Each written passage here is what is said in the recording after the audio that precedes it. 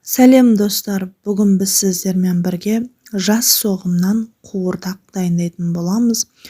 Ол үшін бізге аздап қана құйрық май және өзінің іш майына қосамыз. Ақ майды аздап қана, қалғанын құйрық май мен іш майдың майына қуыратын боламыз. Сол кезде тамағымыз өте дәмді болады. Мен қуырдаққа талақты да қосамын. Көпшіліктер қоспайды, ол қуырдақты қарайтып жібереді деп. Егер сіздер майдың үстіне қуыратын болсаңыздар, ең әуел басқа ингредиентті, яғни басқа қоспаларды қоспай жатып, талақты салып, жақсылап қуырып алатын болсаңыздар, ол тамақты қарайтпайды. Және талақтың пайдасы организмге өте пайдалы. Ол қан көбейтеді, гемоглобинді көтереді.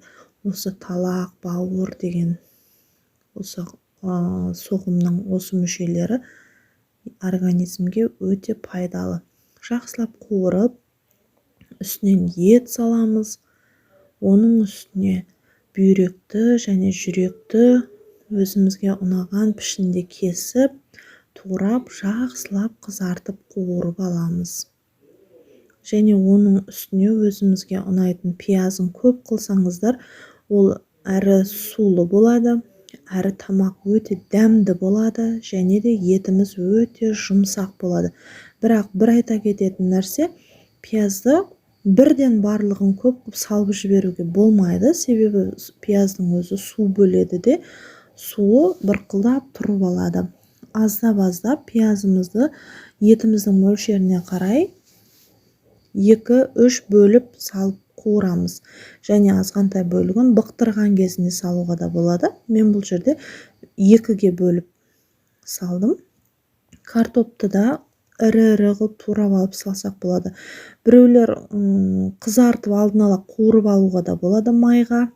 Ешқандай қоспаларды қоспай тұрып, ең әуелі майға картоптарды фри сияқты қуырып алуға да болады. Ол өте әдемі көрінеді, бірақ менің отбасы мүшелерім осылай піскен картопты жақсы көреді. Сол себепті де мен алдын ала қызартып алған жоқпын. Достар, егер сіздер менің каналыма әлі де жазылмаған болсаңыздар, жазылып, комментарий жазып, лайк басып кетсеңіздер болады. Сіздердің көп уақыттарыңызды алмайды, алайда маған ол көп үлкен қуаныш пен шабыт сыйлайды. Және де әр қоспаны қосқан сайын үстіне аздап тұз салып отырсаңыздар болады. Тұз тамақтың дәмін келтіреді. Және мен қысқа деп арнап ас көктерді түрлі үлгіде сақтағанмын. Және мен бұл жерде петрушка қосамын. Петрушканы кептіріп, құрғатып, осылай қыс кезінде, тапшы кезінде, осылай құрғақ күйінде батып, бөліктеп тамаққа саламын. Ол тамағыма өте керемет дәм береді. Және бауырды ең соңында тамағымыз дайын болуға жарты сағат қалған кезде, яғни 30 немесе 20 минут қалған кезде ғана саламыз. Егер біз ерте салып қоятын болсақ, бауырымыз қатты болып пісуі мүмкін. Астарыңыз дәмді болсын.